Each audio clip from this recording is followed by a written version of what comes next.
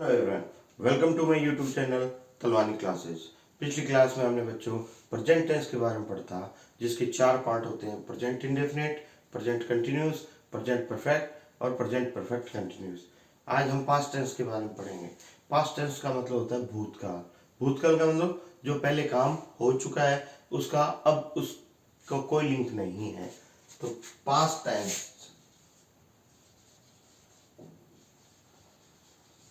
Past tense को हिंदी में कहते हैं भूतकाल।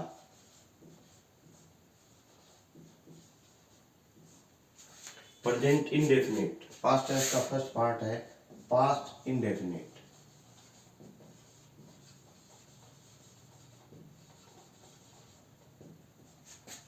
जिस तरह से प्रेजेंट के चार पार्ट होते हैं उसी तरह से पास्ट के भी चार होते हैं: past indefinite, past continuous, past perfect और पास्ट परफेक्ट कंटिन्यूस। आपको प्रेजेंट इंडेफिनिट की सेंटेंस फॉर्मेशन और पहचान याद होगी। उसी को रिवाइज करते हुए, उसी से जोड़ते हुए हम आज हमारा पास्ट टेंस पढ़ेंगे। पास्ट टेंस 10th क्लास के लिए सबसे इम्पोर्टेंट है, क्योंकि कोई भी कहानी, कोई भी चीज़ हम लिखते हैं तो वो हम पास्ट में होती, कोई भी कहानी, तो उस कहानी को पास्ट इंडेफिनिट में ही मेनली यूज करते हैं, जैसा कि मैं आपको एग्जांपल में बताऊंगा। सबसे पहले हम लिखेंगे इसकी पहचान। पहचान कि हमें पता कैसे चलेगा कि पास्ट इंडेफिनिट के हिसाब से हमें सेंटेंस बनाना है। इस टेंस के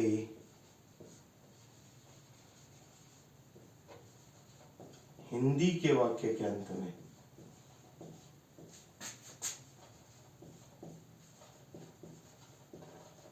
वाक्य के अंत में ता था, ती थी, ते थे या फिर ता था आता है। ता था तो लिख दिया हमने, ठीक है। जैसे हम कोई भी वाक्य लिखते हैं, जैसे हम कोई भी एग्जाम्पल लेते हैं: शेर जंगल में रहता था, पक्षी आकाश में उड़ते थे, हम स्कूल में पढ़ते थे, हम सीकर में पढ़ते थे, या हम इस तरह से कोई भी राम बाजार जाता था। ता था, ती थी, ते थे। इसके साथ एक और होती है आ, ई, ए आता है। इसका भी मैं आपको समझा दूं। जैसे उसने खाना खाया, खाया है तो प्रेजेंट परफेक्ट बन जाएगा, खाया है, आ है। अगर उसमें लिखा जाए कि खाया, या वह स्कूल गई, गई है तो प्रेजेंट परफेक्ट है, और सिर्फ गई लिखा हुआ है तो वो पास्ट इंडेफिनिट है। अब इसकी सेंटेंस फॉर्मेशन, जिस तरह से प्रेजेंट इंडेफिनिट की sentence formation subject plus V1 plus object होता है, सेम उसी तरीके से इसकी सेंटेंस फॉर्मेशन होगी सब्जेक्ट प्लस V2। जैसा कि मैंने आपको बताया कि हर वर्ब की 3 फॉर्म होती है: first form, second form, third form. First form और थर्ड फॉर्म हम यूज कर चुके हैं। प्रेजेंट इंडेफिनिट में फर्स्ट फॉर्म यूज करते हैं, प्रेजेंट परफेक्ट में हमने थर्ड फॉर्म यूज की थी। अब पास्ट इंडेफिनिट में हम सेकंड फॉर्म यूज करेंगे, V2 प्लस ऑब्जेक्ट। इस तरह से हमारा पास्ट इंडेफिनिट का सेंटेंस बनेगा। जैसे कोई भी वाक्य ले, रमा बाजार गई, रमा बाजार गई। सबसे पहले सब्जेक्ट रमा, बाजार गई, गई हो गया वर्ब गो, वेंट, गोन, गो, वेंट, गोन। सेकंड फॉर्म यूज करनी है, रमा वेंट टू मार्केट। जैसे कि मैंने बताया कि गो की कोई भी फॉर्म हो उसके बाद हम टू लगाते हैं। दूसरा हम बनाते हैं, मम्मी ने खाना पकाया, subject is mummy cooked food, cook की सेकंड फॉर्म आ गई कुक, कुक्ड, और तीसरी भी होती है कुक्ड। अब हम इसका एक और एग्जांपल ले सकते हैं, जैसा कि उसने एक पत्र लिखा। उसने कहा, हम इंग्लिश में सब्जेक्ट बनाएंगे ही, लिखा, लिखना, राइट, तो राइट, रॉट, रिटन। तो इस तरह से हम इसकी सेकंड फॉर्म रोट लिखेंगे, ही रॉट ए लेटर, उसने एक पत्र लिखा। अब हम एक वाक्य और लेते हैं जिसके अर्थ में था आता है। शेर जंगल में रहता था, ये हम हमारी कई कहानियों में पढ़ते हैं। तो the lion, subject is the lion. अब मैं आपको आर्टिकल्स के चैप्टर में, पॉइंट में, टॉपिक में ये बताऊंगा कि यहाँ पे लॉयन से पहले द आया है और कई बार लॉयन से पहले ए आता है, उसका मैं डिफरेंस जरूर बताऊंगा आपको। The lion lived, LIVED, lived in, जंगल के लिख सकते हो या फॉरेस्ट लिख सकते हो। The lion lived in the jungle, यहाँ पे भी द जंगल आएगा, इन द जंगल। इस तरह के बहुत सारे वाक्य हैं। शेर ने खरगोश से कहा, शेर ने लोमड़ी से कहा या खरगोश से कहा, लोमड़ी से कहा। ये भी हमारी तरह से एक तरह से कहानी में यूज होने वाला सेंटेंस है। शेर ने लोमड़ी से कहा, the lion said to the fox। अब said कहना थर्ड फॉर्म हो गई, जिसकी तीन फॉर्म क्या होती है, say, said, said।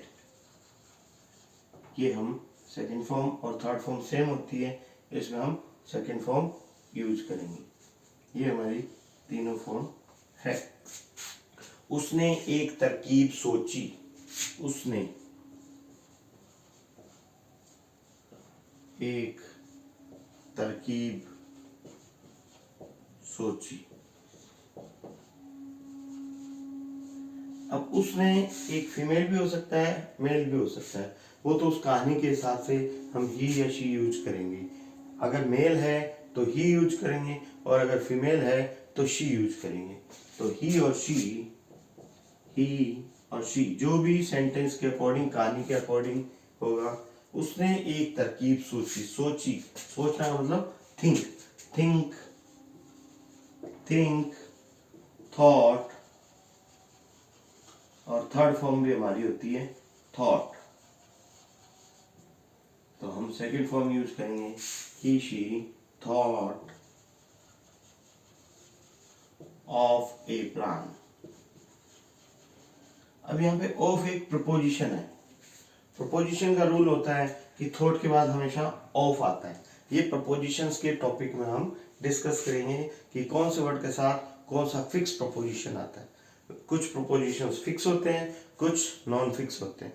Non fix के रूल्स हैं और फिक्स का कोई रूल नहीं है, जो वर्ड है उसके साथ वैसा का वैसा ही प्रपोजिशन फिक्स रूप से आता है।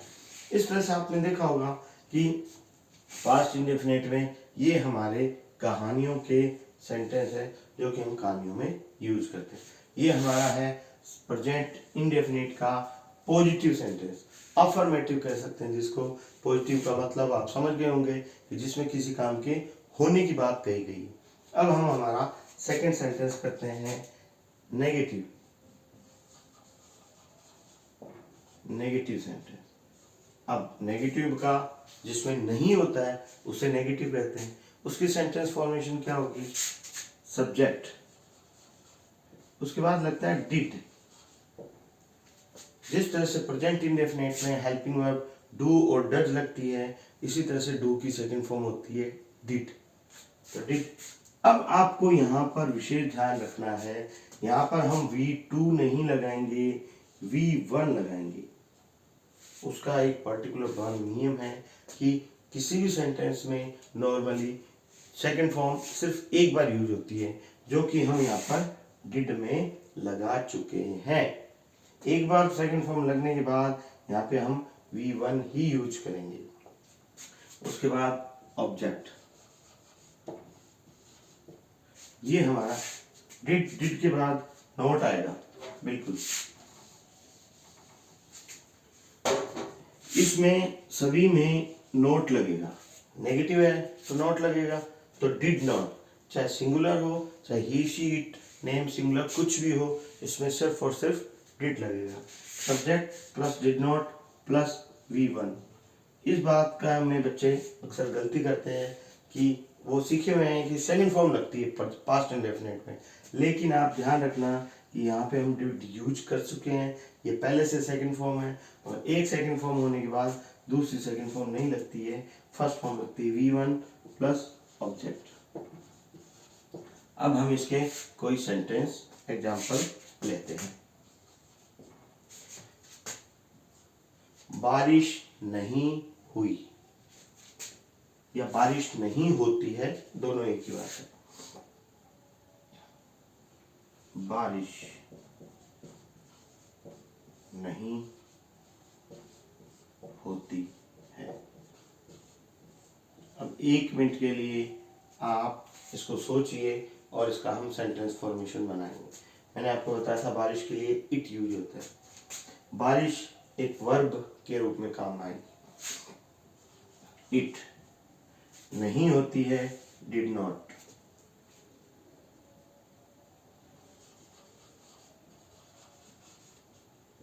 अब बारिश वर्ब है तो डिड नॉट के बाद रैन, इट डिड नॉट रैन। बारिश नहीं होती है या बारिश नहीं हुई।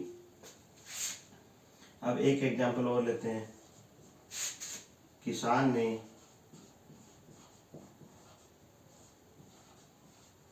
बाजार से बीज नहीं खरीदे।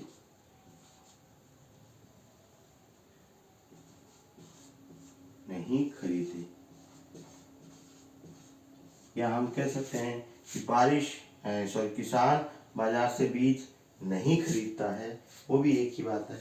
अब इसमें देखो, सबसे पहले सब्जेक्ट इज फार्मर आ गया, देन आफ्टर खरीदे, नहीं का मतलब डिड नॉट आ गया। देन आफ्टर पीछे से चलेंगे, हमारा सेंटेंस नॉर्मल टेंस में पीछे से स्टार्ट होता है सब्जेक्ट और हेल्पिंग वर्ब लगाने के बाद। फार्मर डिड नॉट खरीदे, बाय सीड्स बीज, बाजार से फ्रॉम द मार्केट।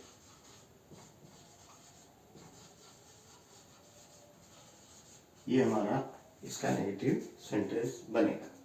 इसका आप स्क्रीनशॉट ले सकते हैं।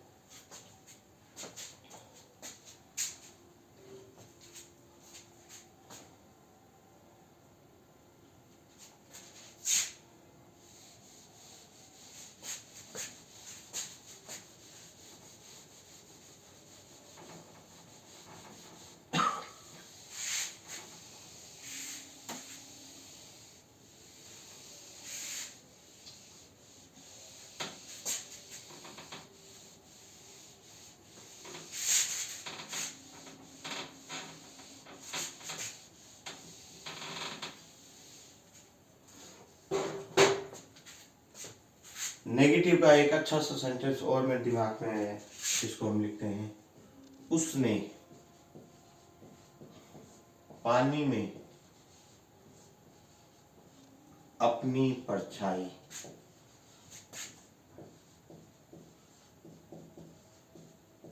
वैसे तो वाक्य आता है देखी, लेकिन हम नेगेटिव कर रहे हैं तो नहीं देखी।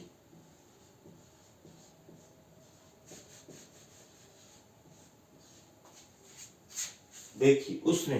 अब ये प्लूरल भी हो सकता है, सॉरी मेल भी हो सकता है, फीमेल भी हो सकता है, तो इसके अकॉर्डिंग ही और शी हम अकॉर्डिंग टू सेंटेंस यूज करेंगे। उसने पानी में अपनी परछाई नहीं देखी। नहीं कहा गया तो पास्ट इंडेफिनिट है। पास्ट इंडेफिनिट की पहचान है ई आ ए आता है। इसको हम दूसरे तरीके से भी लिख सकते हैं कि वह पानी में अपनी परछाई नहीं देखता है, देखता था, देखता था, तो वो और ये एक ही बात है। She did not. अब आता है वर्ब की बारी।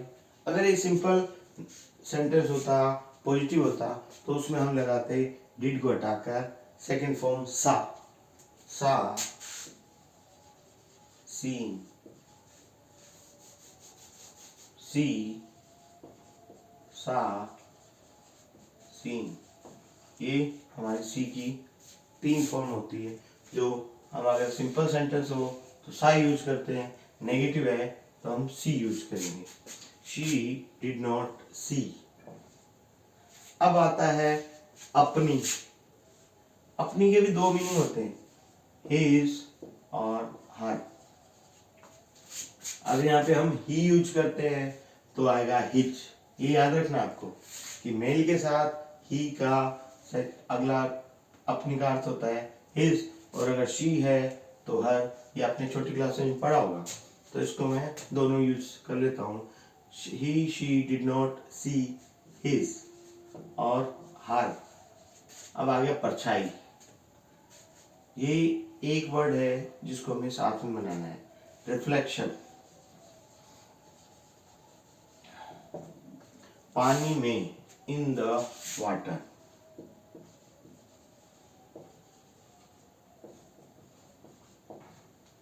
ये हमारा इस तरह से, उसने पानी में अपनी परछाई नहीं देखी।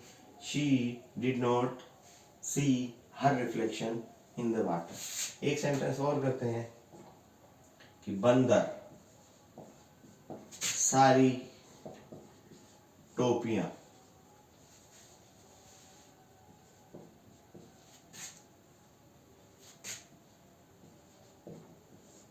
पेड़ पर ले गए। ले गए या नहीं ले गए, इसमें भी हम देखते हैं कि नॉर्मली सेंटेंस ये होता है कि बंदर सारी टोपियां पेड़ पर ले गए, लेकिन नेगेटिव है तो मैंने नहीं लगा दिया। तो सबसे पहले सब्जेक्ट मंकी।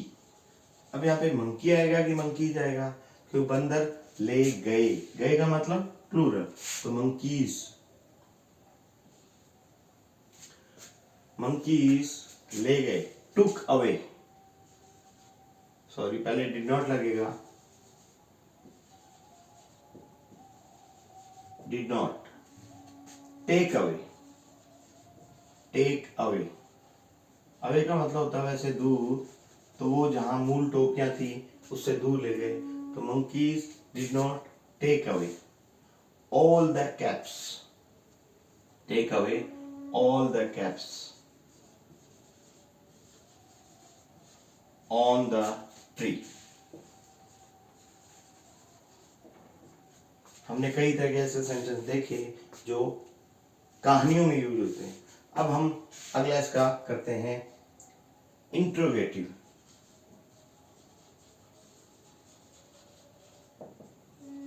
इंट्रोगेटिव की वही पहचान कि पहले हेल्पिंग वर्ब आती है। इस टेंस की हेल्पिंग वर्ब है डिड, तो इसकी सेंटेंस फॉर्मेशन क्या बनेगी, सेंटेंस फॉर्मेशन। सबसे पहले helping verb did, then after subject, subject के बाद डिड आ गया तो वर्ब की फर्स्ट फॉर्म प्लस ऑब्जेक्ट। ये हमारा इंट्रोगेटिव बनेगा। और उसी तरह से क्या वर्ड हम पहले यूज करें, क्या वह बाजार गया, क्या उसने खाना खाया, क्या उसने पढ़ाई की, क्या उसने पत्र लिखा, क्या बच्चे मैदान में खेले। तो इसका हम एग्जाम्पल लेते हैं। क्या उसने एक पत्र पढ़ा? सबसे पहले आएगा डिड, हेल्पिंग वर्ब है हमारी। देन आफ्टर सब्जेक्ट ही। अब इसमें हम ये देखते हैं कि पढ़ा लड़की भी हो सकती है, लड़का भी हो सकता है, फीमेल और मेल। अकॉर्डिंग टू फीमेल और मेल हम यहाँ हमारा सब्जेक्ट यूज करेंगे। क्या उसने एक पत्र पढ़ा? Did he read. अब रेड की भी स्पेलिंग यही होती है, रीड की भी होती है, लेकिन प्रोनाउंसिएशन फर्स्ट फॉर्म के अकॉर्डिंग निकलेगा। Did he read a letter? क्या उसने एक पत्र पढ़ा? क्या राम ने खाना खाया?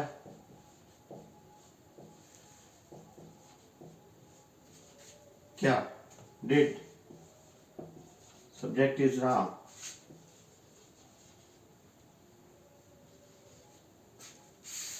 टेक, लेना का मतलब खाना, सॉरी खाना का मतलब होता है ईट, तो ईट आएगा इसमें। Did Ram eat the food? इस तरह से हम, क्या उसने पानी दिया? क्या उसने लाइट बंद की? क्या वह घूमने गई? क्या वह घूमने गई?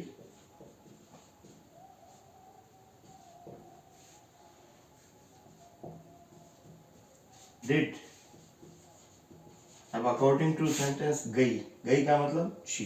डिड शी गई? गो टू, घूमना, घूमना नॉर्मली हम विजिट यूज करते हैं, या हम वॉक, वॉक का मतलब ऐसे तो होता है चलना, लेकिन सुबह सुबह घूमने जाते हैं तो उसको हम वॉक बोलते हैं। Did she go to walk और गो टू विजिट, हम जो भी यूज करना चाहें। इस तरह से हमारा प्रेजेंट, सॉरी पास्ट का इंटेरोगेटिव सेंटेंस बनेगा। अब चौथा पार्ट आता है इंटेरोगेटिव गेटिव नेगेटिव, जिसमें इंटेरोगेटिव भी होना चाहिए और नेगेटिव भी।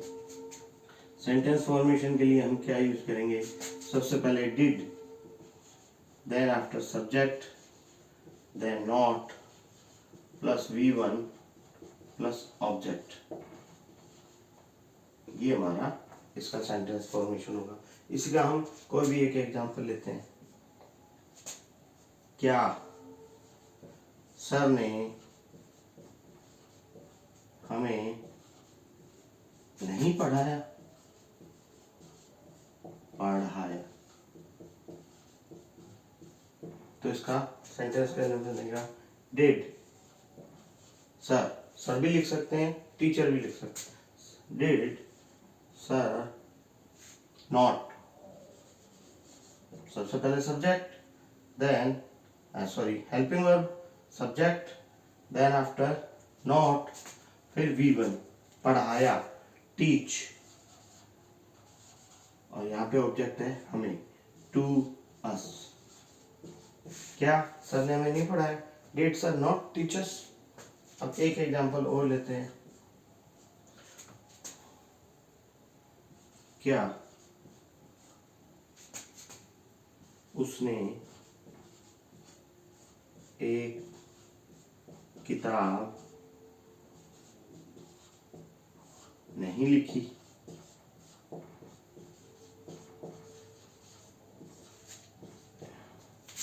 डिड, उसने ही और शी नॉट राइट, डिड आ गया तो राइट की first form, did she he not right a book. इस तरह से आज हमारा प्रेजेंट इंडेफिनिट का कंप्लीट चारों सेंटेंस, पॉजिटिव, नेगेटिव, इंट्रोगेटिव और नेगेटिव सेंटेंस कंप्लीट होते हैं। नेक्स्ट क्लास में हम हमारा पास्ट इंडेफिनिट के बाद पास्ट कंटिन्यूस आता है उसके बारे में पढ़ेंगे। एक मैं रिक्वेस्ट आपसे बार बार करना चाहूँगा कि मेरे चैनल को सब्सक्राइब कीजिए। इसका स्क्रीनशॉट ले सकते हैं। Thank you.